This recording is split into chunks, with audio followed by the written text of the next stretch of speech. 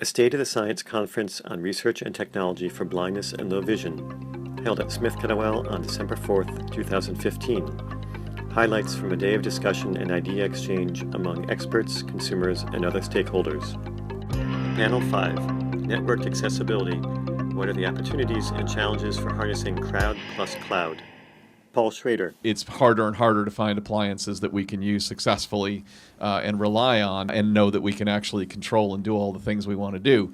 And to some extent, to a large extent, the same thing is true as home automation systems are starting to come into play. Salima LaForce. My area of expertise is really accessible emergency communications. We looked at wearable technologies and the Internet of Things, smart environments, and self-driving cars, robotics, assistive intelligence, augmented and virtual realities.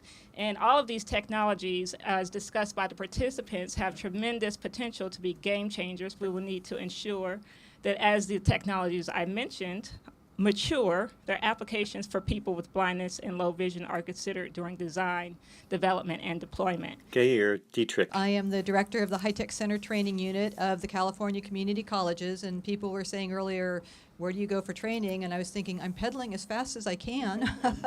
We do training on the area of access technology and alternate media and web accessibility for the higher ed institutions here in California and to a certain extent across the country as well. So I'm going to be speaking about distance learning and online education, and I think it comes as no surprise to anyone in this room that we are many, many miles from having really good solutions for that particular area. It's like a chain where you have to have accessible hardware, you have to have accessible software or apps, and then anything loaded into that software or app also has to be accessible.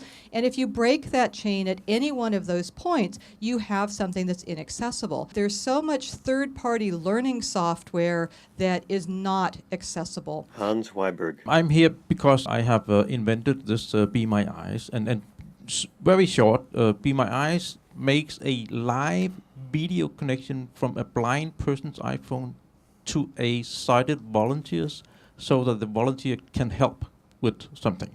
Crowdsourcing is absolutely a possible way to do things. Not all things, but some things. Joshua Miele. This whole panel is engaged in thinking about how to connect, how to use sort of connectivity and computing power to answer questions that blind people have through a combination of remote sighted people and image processing. If you're a sighted person on the other end of a video line, getting a blind person to point the camera in a stable way at the thing that they're interested in knowing about is harder than it sounds. James Coughlan. In both the case of someone using a Be My Eyes app or perhaps a professor who is making some instructional material and is having trouble making it accessible, I mean, who is sort of best able to or best or most motivated to actually provide this accessibility? Maybe in some cases it's not the professor. Lucia Greco. Faculty members are more willing to make things accessible when they realize the benefit to them. Valerie Morash. On the one hand, you have crowdsourcing with something like Be My Eyes. On the other hand, you have crowdsourcing where maybe the crowd workers are creating tactile graphics or image descriptions. How can information from the crowd then be used to create image descriptions or graphics, but that are made taking into consideration the knowledge, the needs, the abilities of the individual student? Richard Ladner. There's been a lot of people trying to do this altruism crowdsourcing, and it has not really worked. And I think it's a real interesting research question to find out why it worked, because it might be very useful in other domains.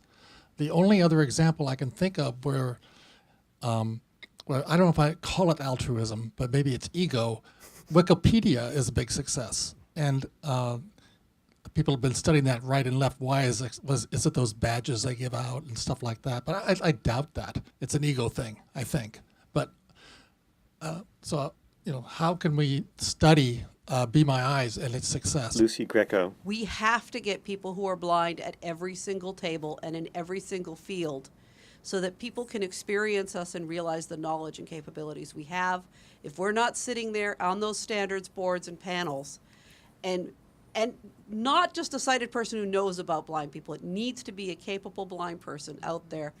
And if there are no capable blind people, we need to teach them, we need to create them, and we need to indulge them in their passion and understanding of technology.